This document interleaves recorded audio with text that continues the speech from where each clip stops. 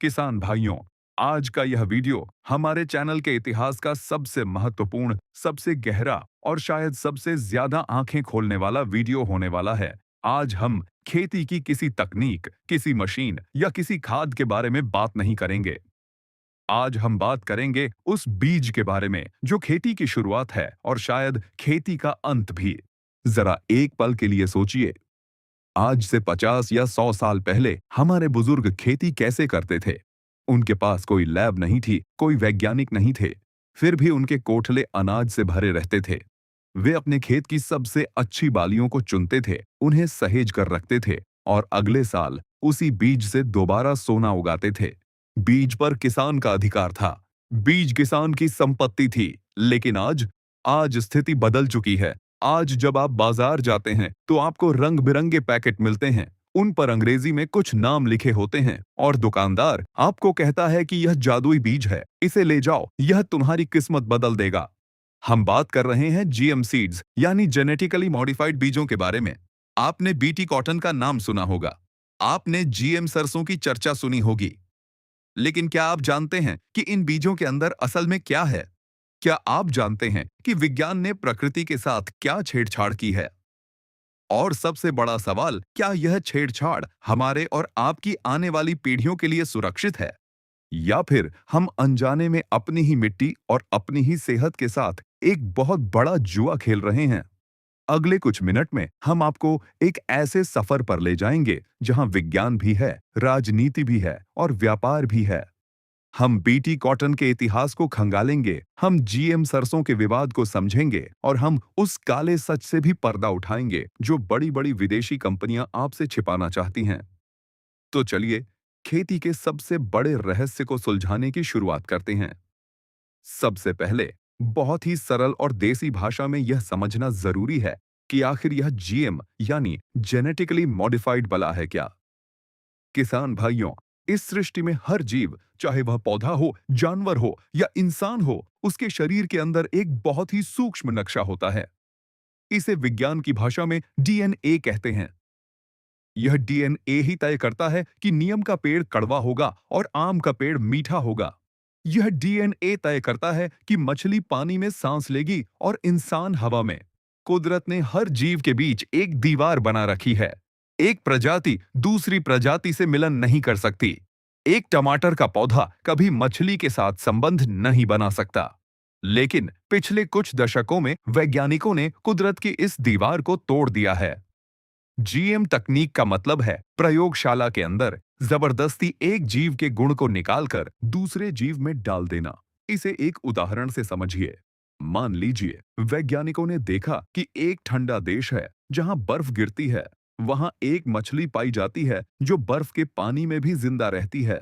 वैज्ञानिकों ने उस मछली के शरीर से वह जीन निकाला जो उसे ठंड से बचाता है और उस जीन को एक टमाटर के बीज में डाल दिया। अब जो नया टमाटर पैदा हुआ, वह बाहर से तो टमाटर जैसा दिखता है, लेकिन उसके अंदर मछली का गुण है। वह ठंड में खराब नहीं होता। इसे कहते हैं जीएम बीज, यानी ऐसा बीज जो भगवान ने नहीं, इंसान ने लैब में बनाया है। अब सवाल यह आता है कि आखिर इसकी जरूरत क्यों पड़ी? क्या हमारी पारंपरिक खेती में कोई कमी थी? इसके पीछे की कहानी शुरू होती है कीड़ों और बीमारियों से। किसान की सबसे बड़ी दुश्मन सुंडी और इल्ली रही है। सालों से किसान अपनी फसल को बचाने के लिए जहर छिड़कता आया है। इसी समस्या का हल निकालने के लिए वैज्ञानिकों ने बीटी तकनीक खोजी। भारत में जीएम बीजों का प्रवेश द्वार कपास यानी नरमा की फसल से खुला। आपको याद होगा सन 2000 और 2002 का वह दौर। उस समय भारत के कपास किसानों की हालत बहुत खराब थी। अमेरिकन सुंडी, जिसे हम अमेरिकन बॉलवर्म कहते हैं, वह पूरी की पूरी फसल को बर्बाद कर देती थी। किसान बाजार से महंगा कीटनाशक लाता था, स्प्रे करता था, लेकिन सुंडी नहीं मरती थी। किसान कर्ज में डूब रहे थे, आत्महत्याएं बढ़ रही थीं। तभी एंट्री होती है एक विदेशी तकनीक की, जिसका नाम था बीटी कॉटन। अब यह बीटी क्या है, इसे बहुत ध्यान से समझिए। बीटी एक बैक्टीरिया है जिसका पूरा नाम है बैसिलस थुरिजेंसिस। यह बैक्टीरिया मिट्टी में पाया जाता है। कुदरत ने इस बैक्टीरिया को एक खास ताकत दी है। यह अपने शरीर में एक विशेष प्रकार का प्रोटीन बनाता है जो कि एक जहर है, लेकिन यह जहर इंसान या जानवर के लिए नहीं बल्कि सिर्फ और सिर्फ सुंडी और इल्ली के लिए जानलेवा है। वैज्ञानिकों ने सोचा कि अगर हम इस बैक्टीरिया का यह जहर बनाने वाला जीन निकाल लें और उसे कपास के पौधे के अंदर डाल दें तो क्या होगा। उन्होंने ऐसा ही किया और नतीजा यह हुआ कि कपास का पौधा खुद जहर की फैक्ट्री बन गया।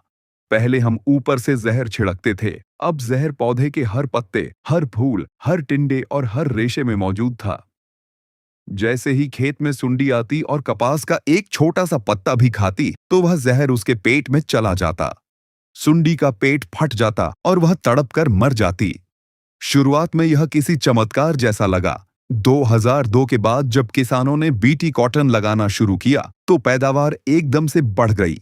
दवाइयों का खर्चा लगभग खत्म हो गया। भारत देखते ही देखते दुनिया का सबसे बड़ा कपास उत्पादक देश बन गया। किसानों को लगा कि उन्हें अलादीन का चिराग मिल गया है।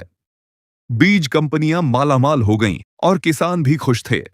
लेकिन किसान भाइयों, हर सिक्के का दूसरा पहलू भी होता है और यही वह जगह है जहां कहानी में एक डरावना मोड़ आता है। प्रकृति को आप कभी भी पूरी तरह नहीं हरा सकते।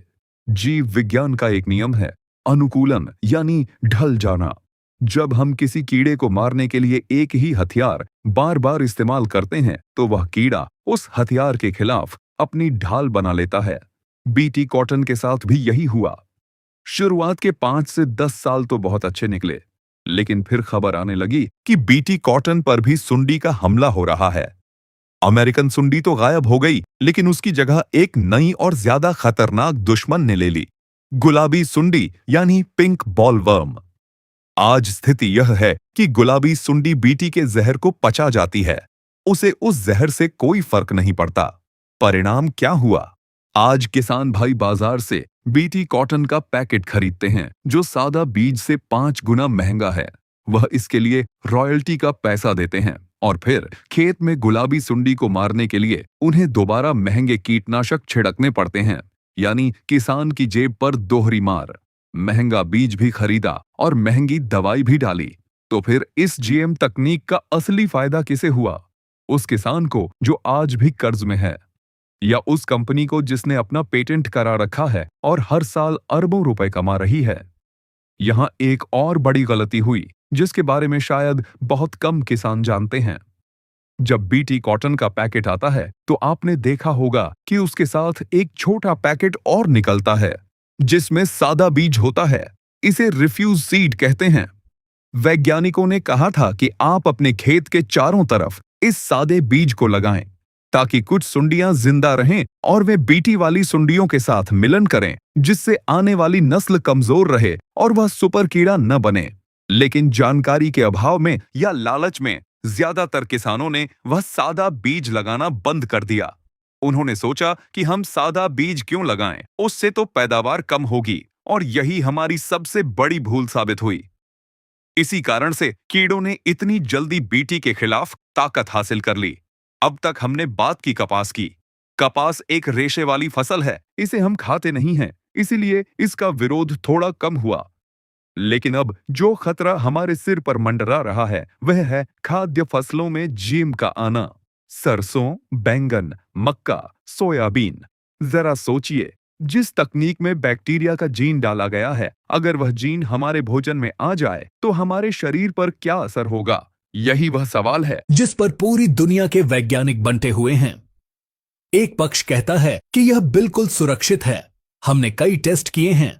अमेरिका में लोग सालों से जीएम मक्का और सोयाबीन खा रहे हैं, उन्हें कुछ नहीं हुआ। लेकिन दूसरा पक्ष, जिसमें कई बड़े डॉक्टर्स और पर्यावरणविद शामिल हैं, उनका कहना है कि हमें जल्दबाजी नहीं करनी चाहिए। उनका तर्क है कि जब हम जीएम खाना खाते हैं तो हमारे शरीर में नए तरह के एलर्जेंस जाते हैं। इसका दीर्घकालिक असर 20 या 30 साल बाद पता चलता है। कहीं ऐसा तो नहीं कि आज जो कैंसर, लिवर की बीमारियां और बच्चों में अजीब तरह की एलर्जी बढ़ रही है, उसका कोई कनेक्शन हमारे बदलते हुए भोजन से हो? एचटी बीज एक मीठा जहर है। ग्लाइफोसेट घास ही नहीं, मिट्टी को भी मारता है। एक और बहुत बड़ा खतरा है जिसे हर्बिसाइड टॉलरेंस या एचटी बीज कहते हैं। यह शब्द थोड़ा कठिन लग सकता है, लेकिन इसे समझना हर किसान के लिए जिंदगी और मौत का सवाल है। आजकल बाजार में चोरी छिपे बिना बिल के कुछ ऐसे बीज बिक रहे हैं, खासकर कपास और सोयाबीन के, जिन्हें दुकानदार घास न जलने वाला बीज कहकर बेचते हैं। वे कहते हैं कि इस बीज को लगाओ और ऊपर से ग्लाइफोसेट या राउंड अप जैसी खतरनाक दवाई छिड़क दो। पूरा खेत जल जाएगा, सारी घास मर जाएगी, लेकिन आपकी फसल हरी भरी खड़ी रहेगी। सुनने में यह बहुत सुविधाजनक लगता है। किसान को निदाई गुड़ाई नहीं करनी पड़ती, मजदूर का खर्चा बच जाता है। लेकिन किसान भाइयों, यह एक मीठा जहर है। जिस ग्लाइफोसेट दवाई को आप अपने खेत में छिड़क रहे हैं, वह दुनिया की सबसे खतरनाक दवाइयों में से एक है। विश्व स्वास्थ्य संगठन की कैंसर रिसर्च एजेंसी ने इसे इंसानों के लिए कैंसर कारक की श्रेणी में रखा है। कई देशों में यह दवाई पूरी तरह बैन है। जब आप यह दवाई खेत में डालते हैं तो यह सिर्फ घास को नहीं मारती, यह आपकी मिट्टी के अंदर मौजूद उन करोड़ों मित्र कीटों, केंचुओं और सूक्ष्म जीवाणुओं को भी मार देती है जो मिट्टी को उपजाऊ बनाते हैं। धीरे धीरे आपका खेत बंजर होने लगता है, मिट्टी पत्थर जैसी सख्त हो जाती है। और तो और यह जहर फसल के माध्यम से अनाज में आता है और अनाज से हमारे और आपके बच्चों की थाली में। पंजाब और महाराष्ट्र के कई इलाकों में जहां इसका अंधाधुंध इस्तेमाल हुआ है, वहां कैंसर के मरीज घर घर में मिल रहे हैं। क्या हम अपनी सुविधा के लिए अपनी जान दांव पर लगा सकते हैं? अब बात करते हैं भारत के कानून की। हमारे देश में कानूनन रूप से आज की तारीख में केवल बीटी कॉटन की खेती की अनुमति है। भारत में सिर्फ बीटी कपास वैध है, बाकी जीएम गैर कानूनी है। जादुई बीज मिलते हैं, दुकानदार कहता है कि किस्मत बदल जाएगी, लेकिन सच्चाई कुछ और है। इसके अलावा बीटी बैंगन, जीएम सरसों या जीएम सोयाबीन को खेत में उगाने की सरकारी मंजूरी नहीं है। जीएम सरसों, जिसका नाम DMH11 है, उस पर सरकार और सुप्रीम कोर्ट के बीच रस्साकशी चल रही है। सरकार चाहती है कि इसे मंजूरी मिले ताकि हम खाद्य तेल में आत्मनिर्भर बने और विदेश से तेल न मंगाना पड़े। लेकिन विरोधी कहते हैं कि सरसों हमारे लिए सिर्फ तेल नहीं है, हम सरसों का साग खाते हैं, हम सरसों का इस्तेमाल दवा के रूप में करते हैं, हमारे पशु सरसों की खल खाते हैं। अगर इसमें कोई गड़बड़ हुई तो इसे वापस लेना नामुमकिन होगा। एक और बहुत बड़ा डर है बीज पर एकाधिकार का। पुराने जमाने में बीज स्वराज होता था, बीज किसान का था, लेकिन जीएम बीज बनाने वाली कंपनियां इन बीजों पर पेटेंट कराती हैं। पेटेंट का मतलब है कि इस बीज का मालिक वह कंपनी है। आप इस बीज को बनाकर बेच नहीं सकते। आपको हर साल, हर सीजन में उसी कंपनी की दुकान पर जाना होगा। वह कंपनी जो दाम मांगेगी आपको देना होगा। अगर कल तो वह कंपनी बीज देना बंद कर दे या दाम 10 गुना कर दे तो हम क्या करेंगे? क्या हम अपनी भोजन सुरक्षा के लिए किसी विदेशी कंपनी के गुलाम बन सकते हैं? यह डर बेवजह नहीं है। दुनिया के कई देशों में ऐसा हो चुका है। जब देसी बीज खत्म हो जाते हैं तो किसान के पास कोई विकल्प नहीं बचता। और जीएम बीजों के साथ एक समस्या यह भी है कि ये संक्रामक होते हैं। अगर आपके पड़ोसी ने जीएम सरसों लगाई है और आपने देसी सरसों लगाई है, तो हवा और मधुमक्खियों के जरिए जीएम सरसों का पराग आपके खेत में आ जाएगा और आपकी देसी सरसों भी दूषित हो जाएगी। आप चाहकर भी अपनी फसल को जीएम मुक्त नहीं रख पाएंगे। धीरे धीरे हमारी हजारों साल पुरानी देसी किस्में जो हमारे वातावरण के अनुकूल थीं, जो कम पानी में भी हो जाती थीं, वे हमेशा के लिए विलुप्त हो जाएंगी। तो अब सवाल आता है कि इस पूरे चक्रव्यूह में एक आम किसान क्या करे? क्या हम विज्ञान का विरोध करें? क्या हम पुरानी खेती पर वापस चले जाएं? नहीं, हमें पीछे नहीं जाना है, लेकिन हमें आंखें बंद करके आगे भी नहीं भागना है।